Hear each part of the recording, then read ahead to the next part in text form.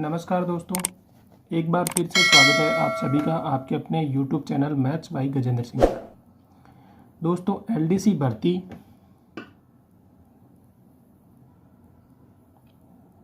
जो 2024 है, इसकी चर्चा हमने पहले कर ली है। इसी के बारे में एक नया वीडियो हम आपके लिए लेकर आए हैं। इस वीडियो के माध्यम से आप लोग देखेंगे कि हम जो मैथ्स का सिलेबस की चर्चा कर रहे थे, उस मैथ्स के सिलेबस में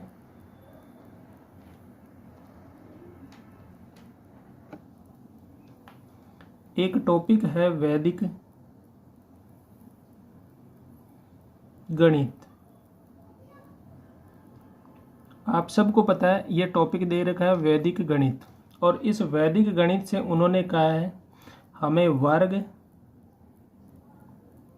वर्गमूल, घन और घनमूल, इन चारों को निकालना है। और इनके लिए साफ दे रखा है 6 अंकों तक। मतलब वैदिक विधि से हमें वर्ग निकालना है, वर्गमूल निकालना है, घन निकालना है और घनमूल निकालना है। कितने अंकों तक का? 6 अंकों तक का। हो सकता है 6 अंकों की कोई संख्या होगी जिसका वर्ग निकालना हो सकता है 6 अंकों की कोई संख्या हो इसका वर्गमूल निकालना हो, घन निकालना हो सकता है, घनमूल। 6 अंकों तक का बोला है, मतलब इससे छोटी हो सकती है, बड़ी नहीं होगी। ठीक है। अब वैदिक विधि से हम वर्गमूल निकालेंगे तो इसके लिए पहले इनके जो कुछ शब्द हैं उनके अर्थ हमें पता होना चाहिए। जैसे आज हम देखेंगे जो इनमें काम आएंगे शब्द हमारे, उन शब्दों के बारे में एक बार के लिए चर्चा करते हैं। तो जो महत्वपूर्ण शब्द है उन शब्दों को एक बार आप देख सकते हो, लिख सकते हो। पहला होता है एकाधिकेन। एकाधिकेन का अर्थ होता है, शब्द देखने से पढ़ने से पता चल रहा है, एक अधिक। एकाधिकेन का मतलब है एक अधिक, मतलब जो कह रहा है उससे एक अधिक। जैसे अगर कहे कि 4 का एकाधिकेन क्या होगा, तो 4 का एकाधिकेन को डिनोट कैसे करते हैं, तो 4 के ऊपर 1 लगाएंगे बिंदी, तो ये हो गया 4 का एकाधिकेन मतलब 5। एक बिंदी मतलब एक, इसमें हासिल जोड़ने को बोल सकते हो आप, या हम नॉर्मल भाषा में हासिल कहते हैं। इसी हिसाब से यहाँ बिंदी लगती है और ये क्या हो गया 5। इसी प्रकार से अगर मैं पूछूं 6 का एकाधिकेन, तो आप कहोगे 6 का एकाधिकेन मतलब 7। अगर बात होती है कि 65 में 5 का एकाधिकेन, तो 65 और ये 5 का एकाधिकेन मतलब 66। तो एकाधिकेन का मतलब हो गया एक अधिक। 4 का एकाधिकेन 5, 6 का एकाधिकेन 7, 7 का पूछेंगे तो 8, 9 का एकाधिकेन 10, ऐसे मतलब एक अधिक। तो एकाधिकेन समझ में आ गया होगा आपको।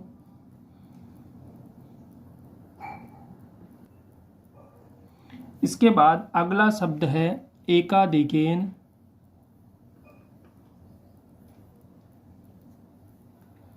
पूर्वेण।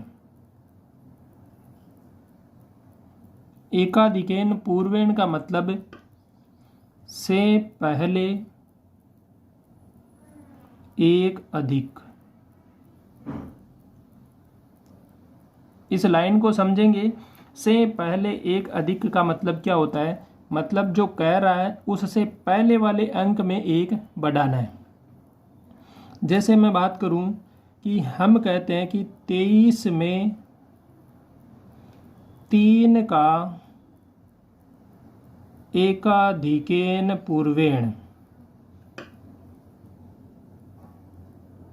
तो देखो 23 में 3 का एकाधिकेन पूर्वेण। एकाधिकेन पूर्वेण का मतलब है से पहले एक अधिक। 3 से पहले ये 2 है, इसका एक अधिक, तो 2 पे लग गई बिंदी। मतलब हो गया कि ये 2 का तो हो गया 3 और 3 का रह गया 3, तो 33 हो गया। मतलब 23 में 3 का एकाधिकेन पूर्वेण निकालना होगा तो वह होगा 23। अगर यहाँ पर 23 में 2 का एकाधिकेन पूर्वेण होता तो यहाँ देखो ये 23 तो एज इट इज 2 से पहले कोई संख्या है उस पे एक अधिक, तो 2 से पहले कुछ है नहीं तो हम 0 यहाँ पर मान सकते हैं। 0 यहाँ पर मानेंगे तो यहाँ पर एक अधिक करेंगे तो ये क्या होगा 123। समझ में आया होगा।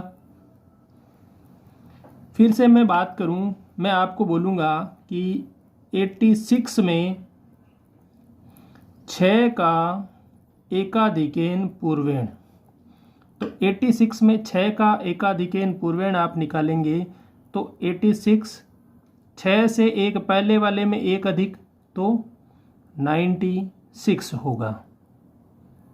ठीक है, तो हमने एकाधिकेन के बारे में बात की, एकाधिकेन पूर्वेण के बारे में बात की। 2 शब्द समझ में आ गए। अगला शब्द है एक न्यूनेन। एक न्यून। एक न्यून की बात करेंगे तो एक न्यून का मतलब है एक कम। एकाधिकेन का मतलब था एक अधिक, एक न्यूनेन का मतलब है एक कम। एक कम से हम समझेंगे, जैसे एक एग्जाम्पल में लेता हूँ आपके लिए जिससे आसानी से समझ में आ जाएगा। एक कम में हम देखेंगे, मैं कहता हूँ 53 में 3 का एक न्यून क्या होगा। तो सीधा सीधा जिसका बोला है उसी में एक कम करना है। तो 53 में 3 का एक न्यून, न्यून मतलब अब बिंदी नीचे लगेगी। कम करना है मतलब बिंदी नीचे लगानी है, अधिक करना है मतलब बिंदी ऊपर लगेगी। 53 में एक 3 का तो एक कम करेंगे तो ये क्या होगा 52। आप लोग सोचें एक बार के लिए, मैं कहता हूँ कि 76 में 6 का एक न्यून, तो आप कहेंगे 76 और 6 का एक न्यून मतलब 75। इन शब्दों की बात मैं कर रहा हूँ, ये शब्द हम आगे जो विधियाँ काम में लेंगे उन विधियों में हमारे ये शब्द काम आएंगे। तो एक बार के लिए हम इन शब्दों को अच्छे से समझ लेते हैं, उसके बाद विधियाँ पढ़ेंगे, उन विधियों में हमें कोई दिक्कत ना हो।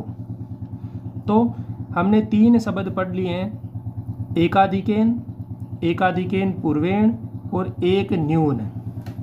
अगले शब्द की बात करेंगे हम। अगला शब्द है अपना एक न्यूनेन पूर्वेण। एक न्यूनेन पूर्वेण। देखो आपको समझ में आ गया होगा, एकाधिकेन पूर्वेण की तरह ही है ये।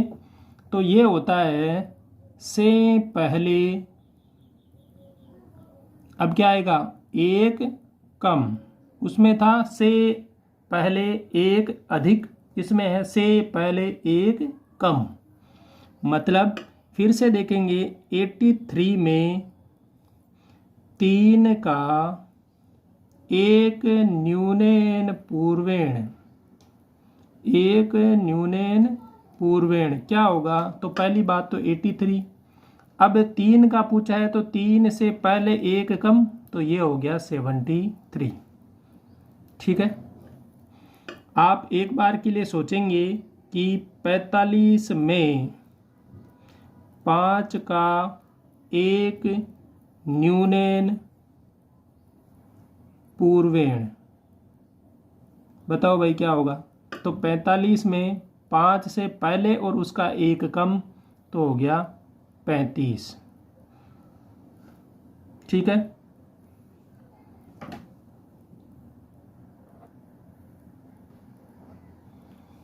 इसके बाद अगला शब्द है चरमांक। चरमांक का मतलब होता है इकाई अंक। हम अपनी भाषा में जो इकाई अंक कहते हैं वही क्या होता है, चरमांक। जैसे 500 451 में चरमांक बताओ, तो चरमांक अपने इकाई अंक 1, तो चरमांक भी क्या होता है 1। मतलब चरमांक को आप समझ सकते हो इकाई अंक से, ठीक है। अगर मैं कह दूं 835 में चरमांक क्या है, तो आप कहेंगे 5। इसी प्रकार से आप मुझे कमेंट में बताना कि 637 में चरमांक क्या है, ये आप कमेंट में बताओगे।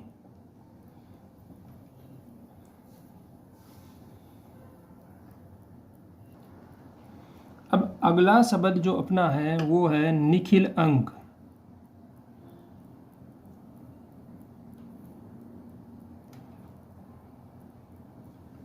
निखिल अंक का मतलब होता है इकाई अंक के अलावा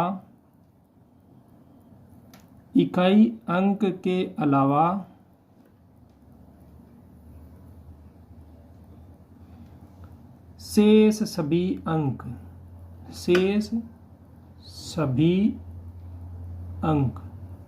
जैसे हमने अभी मैं कहता हूं बात की थी इकाई अंक चरमांक की, चरमांक या इकाई अंक हम यहाँ लिख सकते हैं।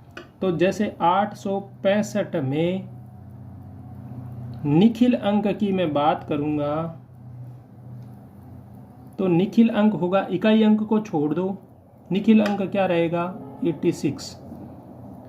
1365 5 में निखिल अंक की बात करोगे तो क्या रहेगा, एक अंक को छोड़ दो 1366।